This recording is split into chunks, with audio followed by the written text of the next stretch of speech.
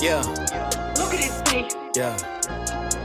Too up, too down. Look at his face.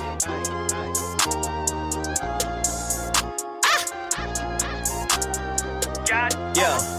Yeah, I wanted the crown and to be celebrated. I rented a tux and I ordered a mink. Stood in the mirror like mama, I made it. Proceeded to brush in the teeth in the sink. Caught me a grill and I'm so melanated. I polished the chain, I ain't gold in the link. And I got me a baby who gave me some babies. I'm raising a lady and building a king. Too cold, you too busy running with another man lane, I guess. Yeah, too bold. I be running on the one way, never change my set like, I don't ever use my signals, yeah. I be in the lane myself, yeah. I don't gotta change my mental, yeah. And I ain't gotta chase my wealth, and I accept my daddy got a kingdom, and everything I ever got is his. If I ever got a problem, I'ma seek him. I never doubt him, been about his biz, oh man, been at. I ain't gotta ride on the wave when the ocean is his. Close with the kid with a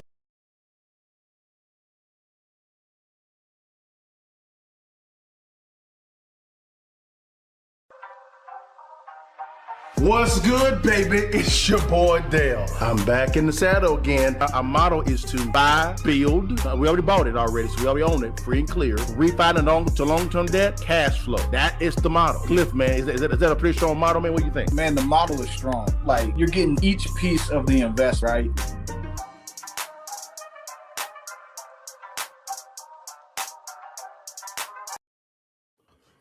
What it do, y'all? It's your partner Dale and Cliff back in the saddle again for another edition of Real Estate Friday Live. We call it the Investor's Edge, man. It's been a minute since I seen my partner on the screen, man. How you doing, Big Time? What's going on, baby? How you doing, baby?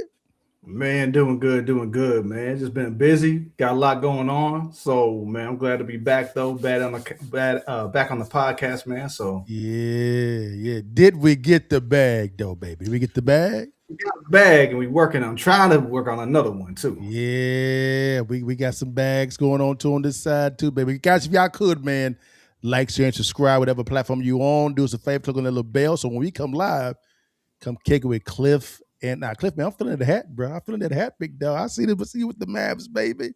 I see the hat, baby. I know you seeing my boy. I watched the game last night. For sure. Cooper Flag was 49. Yes, sir. Yes, sir. Youngest player to ever hit. I mean, Dale, 49 at 19? Hey, Luka who? Yeah, that's crazy, right? That's crazy. Man, he nice, but he nice, man. Nice. Let's dive into the topics real fast, guys. So here we go. Guys, we got a Cliff, man. We're talking about, man, Trump versus Wall Street, man. He's talking about banning Wall Street, brother.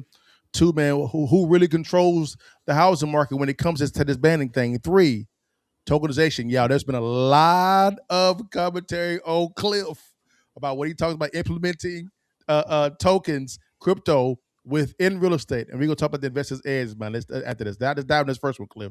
Man, have you heard, man, Trump is talking about banning institutional buyers from buying SFRs, man. Let's see what's going on real fast, and then we get our commentary real quickly, guys. This Trump been playing no games. Let's get it in real fast. Hold on. Let me get it right. There we go. Here we go. Let's get it in, y'all. This morning, a potential game changer in the housing market. President Trump says he wants to slam the door on Wall Street investors buying single-family homes. Increasingly over the last 4 or 5 years, I think America is short essentially like 4 million homes, and that's translating into real affordability issues. Trump announcing plans to ban institutional investors from snatching up real estate and driving up housing prices, saying for a very long time, buying and owning a home was considered the pinnacle of the American dream. That American dream is increasingly out of reach for far too many people. Wall Street said to be blindsided by Trump's move. Companies like Blackstone and other major landlords seeing their stock prices drop. Trump pushing Congress to approve the ban, saying people live in homes, not corporations. Senator Chuck Schumer responding, saying Senate Democrats tried to do this last year, Republicans blocked it. At the heart of the issue, affordability for first-time home buyers. The median price of an existing home in the U.S. now tops $400,000 with mortgage rates near 6%. But critics say large investors own just 1 to 3% of Correct. single-family homes.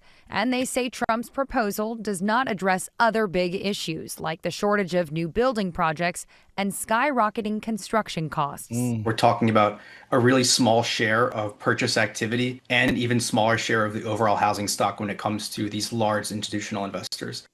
So Cliff, man, real fast, man. What you think about what's going on, man? Holla at your partner, man. Yeah, I mean, Trump's plan, it don't solve the problem. I mean, it's 1-3%. That's not the issue. That's not the issue at all. That's not driving up home prices. You know, those corporations aren't really doing all that much. No. They're not making enough housing. The truth of the matter is, it's because everybody's trying to move to the same place. Correct. That's really. I'm telling you right now. I've been to Oklahoma City, great city. Right, got a sports team, Sure. right? Yeah. Nice area, affordable. Yeah. Prices are real affordable, but not that many people. They want to move to LA. Yes. They want to move to San Diego. They want to move to New York. Cool, that's cool. But you realize the rent gonna be 3, 4, 5,000. It's ridiculous, man. For a 1,000 square foot unit. It's ridiculous. Why the hell y'all want to move to LA for? I mean, what's going on with that, y'all? People stupid. Now, Cliff, did you hear in LA now, in California, the House Assembly just passed a motion or some type of bill coalescing a commission to study on how to charge 2 to 9 cents per mile that you drive. Oh yeah. So what the hell is going on? So now you get taxed when you drive now? Why y'all going over to California? Y'all are stupid. You're dumb. And I agree when it comes to this, Cliff, man. 1 to 3% of homes is really nothing. And they keep saying we have a 4 million home shortage. Yeah, but you can't build that many homes in 1 year. The problem is you have the cost of capital is too high right now. Really, to me, it's not. But based on the nearest history, it is. So people don't want to go from a 2% interest rate up to a 6% interest rate. So they're holding on to those properties. So you don't have that circle of new properties coming on the market when it comes to someone wants to upgrade, downgrade, because people saying, I'm not going to move. I'm gonna keep my 2 or 3% interest rate. Cliff, you agree or disagree? Exactly. Yeah, I agree with you. I mean, honestly, the interest rates they're not that high when you look at it historically, but you can't do that anymore. Those metrics are done. Ever since 2008, where we had to print a bunch of money and we had to cut interest rates to basically zero. Correct. It doesn't make any sense now because basically since 2022, 2021, prices have basically doubled for houses. Correct. Doubled. I mean, it's just not going to happen. It's not going to happen. I don't see a solution to the housing situation. I really don't. Because like they mentioned on there, the construction costs, I'm seeing it. You know, you looking to build, you becoming a builder. Yeah. So you can see the cost. It's $200,000-$300,000 in the country. Yeah. To build. Yeah.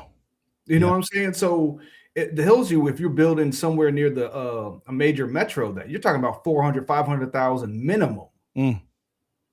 So. Yes, sir, man. Now, Cliff, let's dive on this real quickly. You've heard what the news said, right? We heard the news said, let's bring in an actual investor, all right, and see what he says about this real quickly. All right, guys. Here is, I call him the GOAT. And here are 2 of the GOATs, I believe, in real estate. This is Grant Cardone and Ryan Pineda. Ryan actually calls him about this exact same scenario concerning Trump banning Wall Street. Let's see what Grant says. Here we go. Cast right now.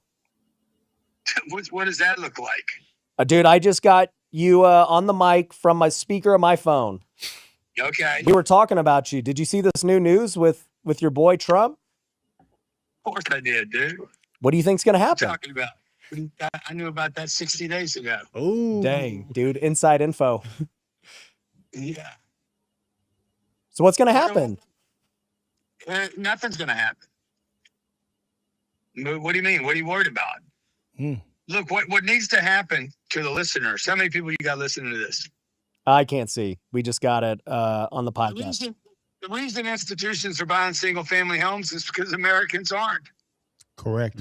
Americans, you should be going, everybody that's looking to buy a house, y'all got to quit bitching and complaining and acting like victims. And you need to go to everybody that's got, look, 40% of America does not have a mortgage on their home.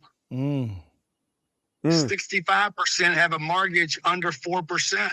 Ooh. People ought to be walking in and assuming those loans. Okay. The buyers need to get creative like the institutions do. Yes. But if you're going to think like you're just going to live in a unit, you're never going to get a unit. Institutions are buying real estate because Americans aren't. Correct. And so Trump's going to do this. He's going to be like, yeah, that's not right. Okay. And guess what? So what? He's a promoter first. Correct. I'm going to go post it right now. Yeah, Trump's doing the right thing. Stop the institutions. You're never stopping money. No, you're not.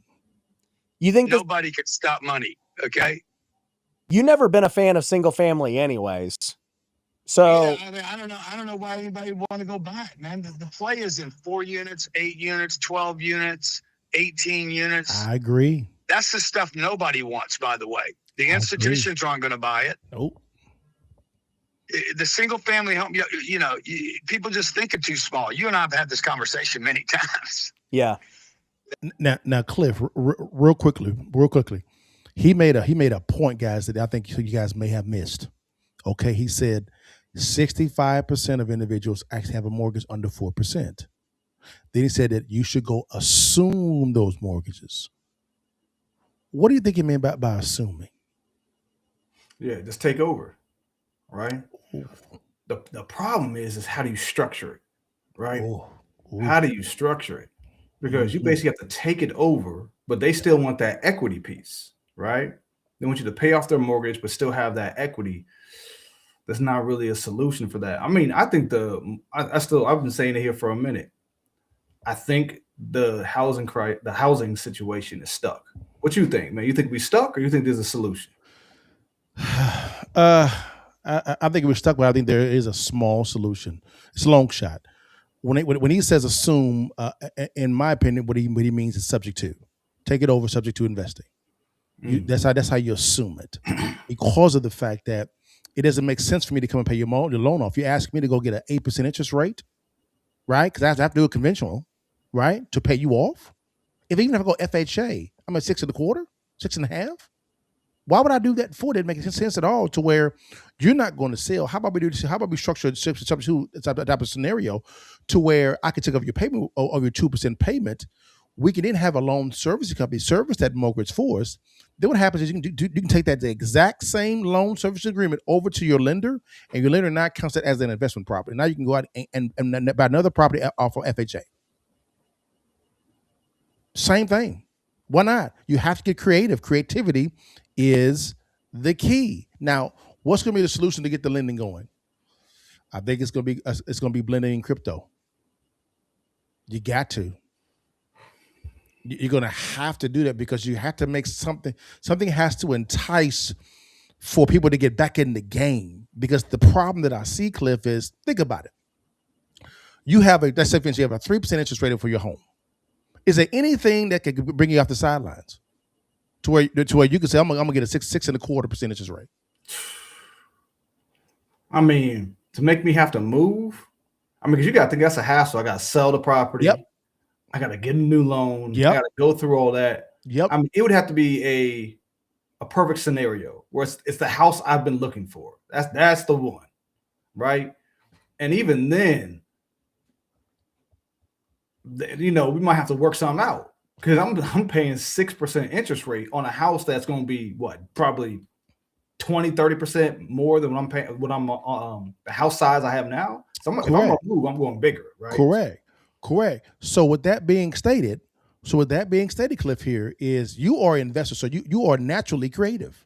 You come up, we get paid to solve real estate problems, right? And even you're saying, man, I don't even know. I don't even know. It's just, for me, how you solve this problem is being creative via subject to investing. Because of the fact that, number one, you actually have a buyer that needs a property and a seller that does not want to go and get a 6% interest rate if they don't have to. But but they'll do it if they can offset the monthly cash flow, right? Because you buy off of cash flow. So what you can do is Cliff comes in and takes over my property, and I say, that's my rate is 2% interest rate, right? I don't want to sell it. I want to keep the equity because I may want to come back and get it, right? So hey, Cliff, 72, take over my payment. Give me 5,000, 10,000, whatever we agree on. Take over my payment, whatever it may be, which is fine, right? So now I got a little bit of cash now, so I can go pay for my move. What I need to do now? We're gonna have a loan servicing company service it for us. I'm gonna go to my lender and say, hey, lender, I actually want to get a new mortgage. And to even make it more sexy, I said, Cliff, my rate is 2% interest rate. Let's do a wrap mortgage, and you pay me 4%. I'm making 2% arbitrage there. 4% is better than 6 for you. Am I correct? So that's a more appealing to you. So now what's happening? I'm making 2% arbitrage there, and I take the cash flow over to my new property. Yeah, I'm getting it at 6, but I'm pocketing 2, right? So I'm really paying 4. So now I'm even now. Does that make sense?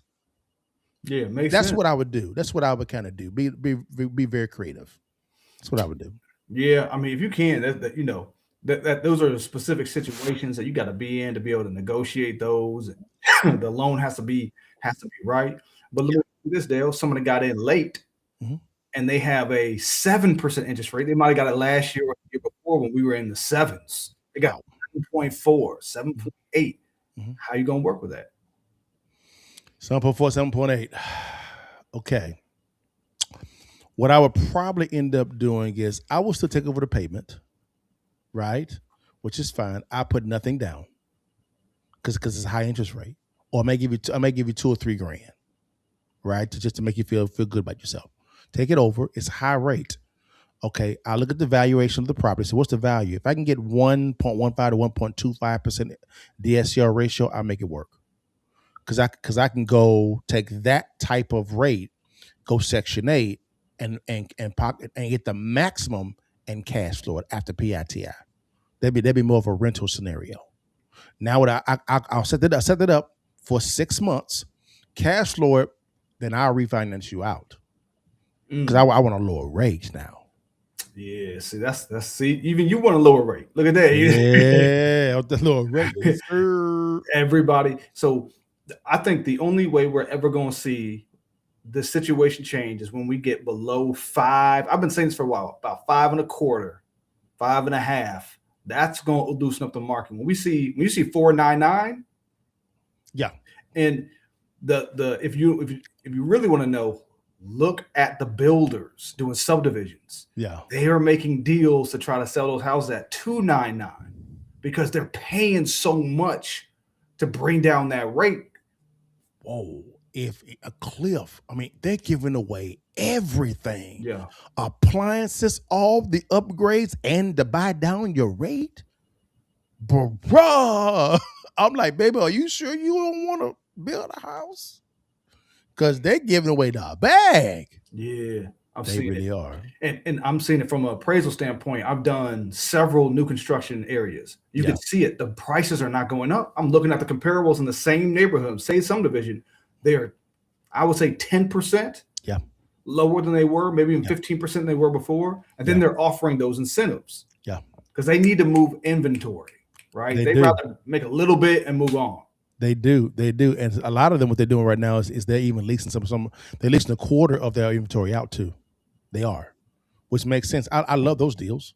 I love those. I mean, guys, builders are making deals. Now, Cliff, I'm glad you went there real quick because I know we have a hard stop. Trump names a new Fed chair today, y'all.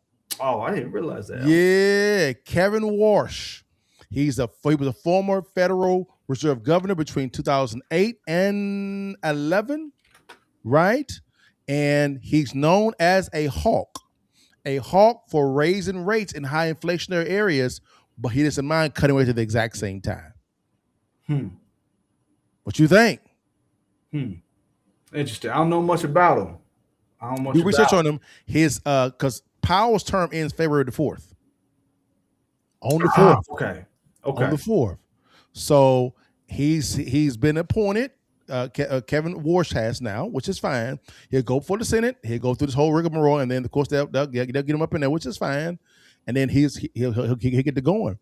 Off the rip, I think once he gets in there, off the rip, it's going to be a quarter percent point cut. Oh yeah, off the rip, he gonna be cutting the hell out of them things. I believe he is. You agree or disagree? Yeah, I agree. We have to. The problem is that all the people who say we should hold it, make sure that the economy is decent, we have these high interest rates, we can't afford it. I've been saying this for a while. The fact that the United States is in so much debt, it will cost us $1 trillion a year if you want to maintain these interest rates. You can't. If you just lower it, let's say a basis point, 2 basis points, you will save the United States of America $400 billion, something like that. Yes, you will.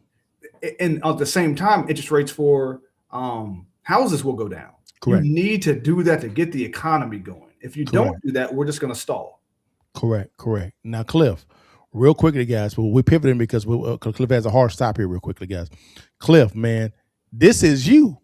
This is you now, man.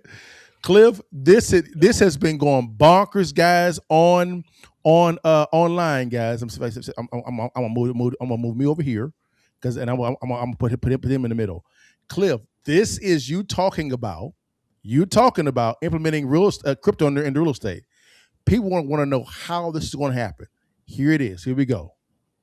And I've looked at some other ways of, and here I'll give you an idea of how I see crypto integrating into the real estate market. And I think this is a smart idea that someone could pick up, which is to actually start making renters equity holders into the home. So if you have a home worth, let's just say $100,000 and someone's paying rent, with crypto, I can tokenize the property.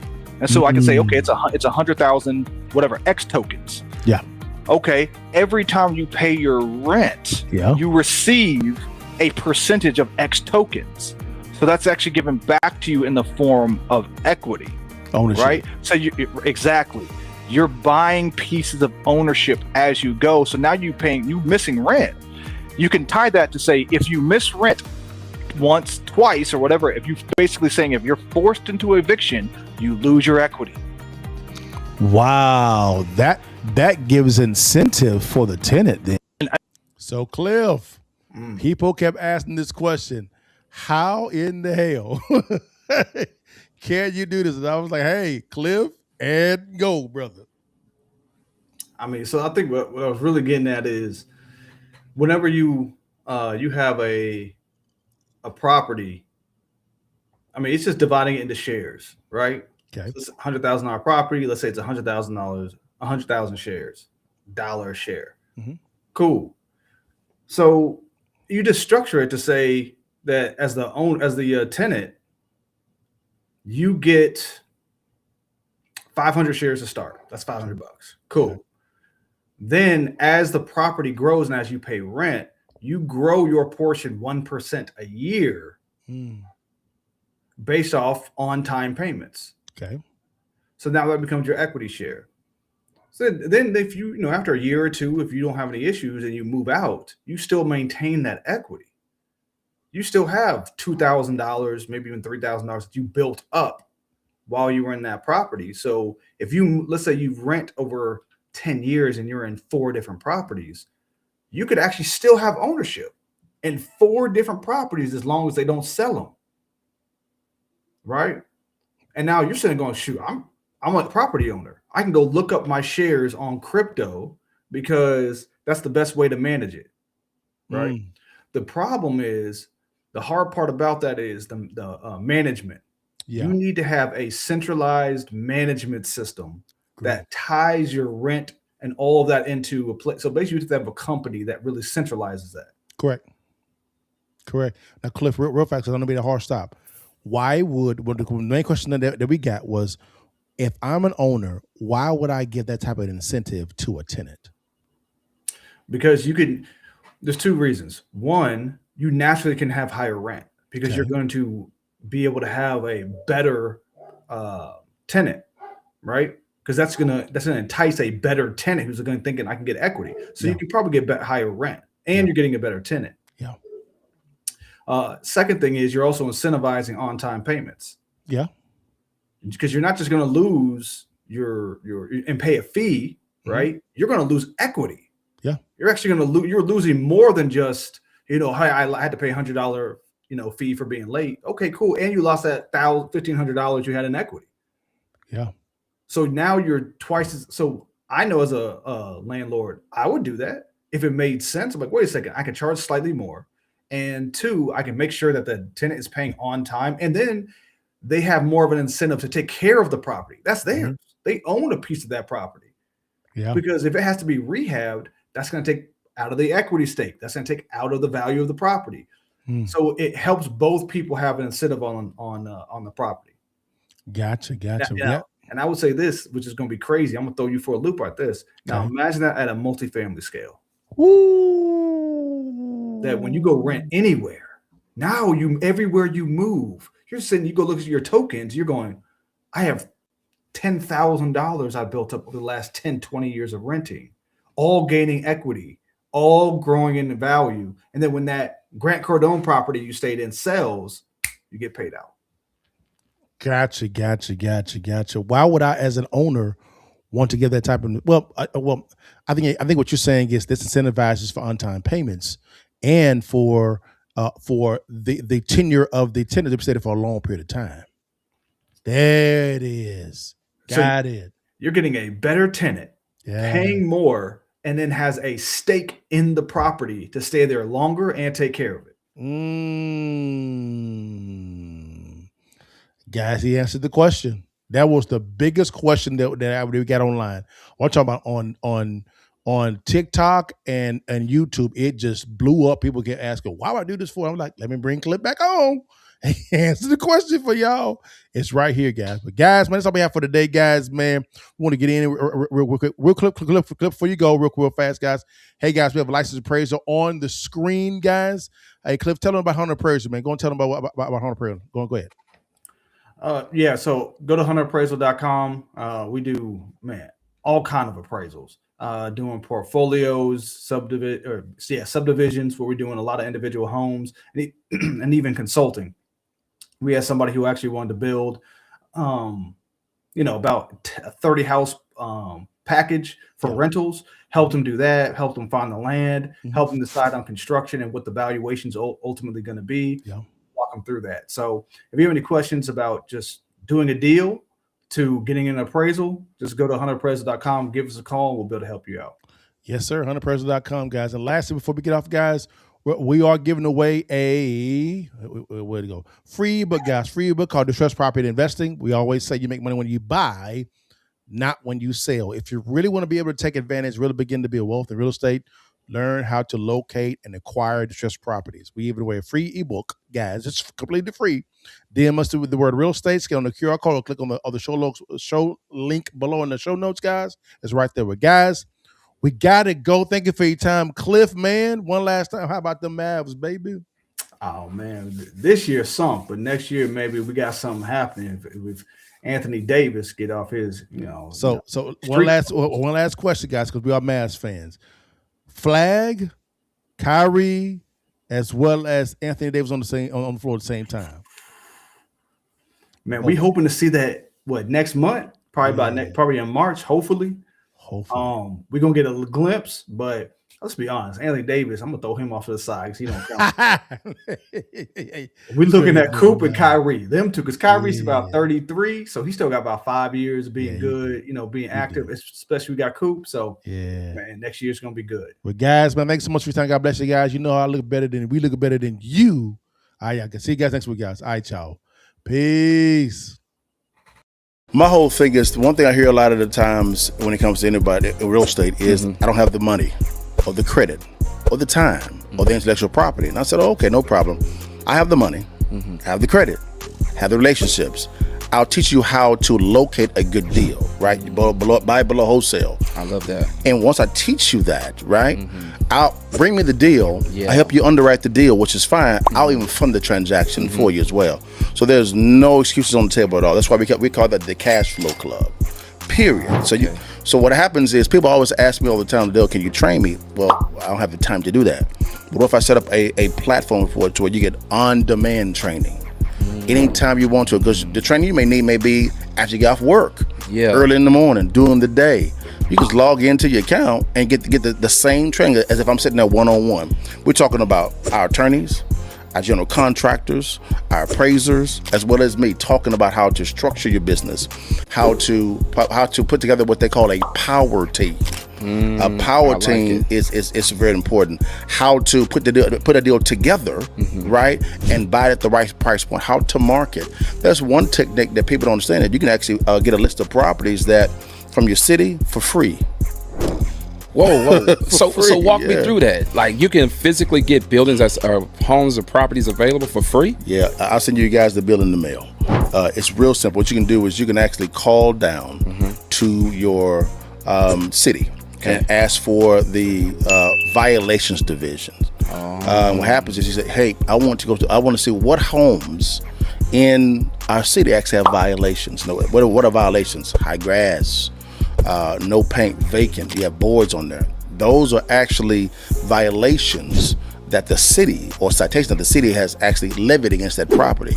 They'll give you that list for free. It may be a little bit of a fee, maybe $100. Sure. But it is what it is. Then what you do is you actually you can contact those sellers of those properties one-on-one. Wow, and that's how you make your money. That's one way. That's one way. If you'd like to learn how successful real estate investors make money when they acquire real estate and not when they sell it, click on the link below, swipe up, DM me the word real estate to download our free ebook, Distressed Property Investing. The blueprint is in the ebook. Stay blessed. I'll let your partner and download the ebook today.